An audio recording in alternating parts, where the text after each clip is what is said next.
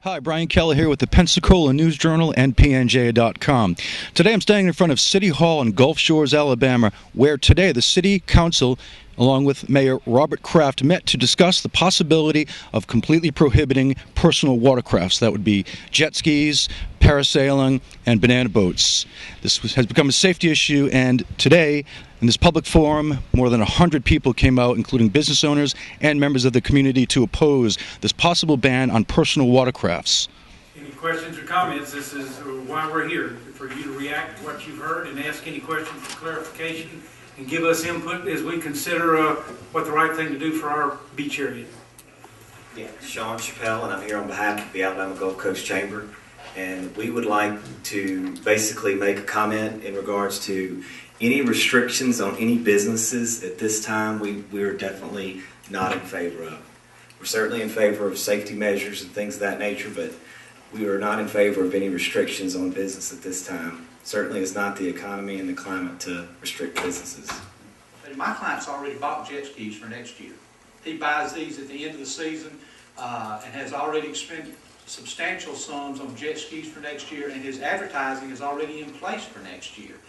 Every vendor that we have in Gulf Shores that rent jet skis also is involved in the parasail and banana boat operations. So we're not removing the opportunity for activities for these businesses, nor are we removing all the activities for our guests. And to try to understand who we're impacting, we took all of the tax dollars that we collected from jet ski operations. We factored that by the tax rate. We divided that by the average per hour rate that's been published. And from those numbers, we have in this area rented about 1,500 jet ski hours based on what we've been received in returns. That, from the statistical data that we have, there's about somewhere in the $1.8 million people that visit the Gulf Shores proper community.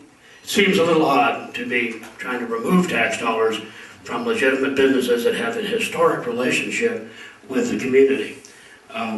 I understand the need for safety on the beach. I'm a licensed Coast Guard captain, and I completely understand that that's paramount amongst all. I have looked at the complaints that have been issued in regards to this, and they seem to be minuscule. This problem came up back in the mid-90s. I was involved in the wave runner business then, and the argument was safety at that time. And there was decidedly more people hurt by falling off of balconies than there was by wave runners. And to use the safety issue in this thing, it just seems ludicrous to me.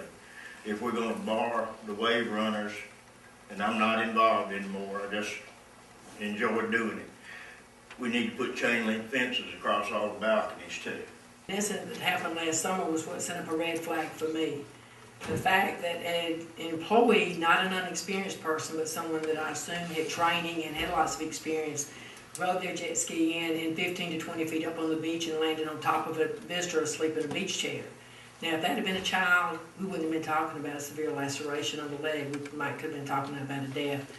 So as the mayor said, I don't want to look at a mother in the eye next year and say, well, you know, they'd already bought the jet skis, they already planned on doing it, they'd already advertised. That's why we let them go ahead and do things.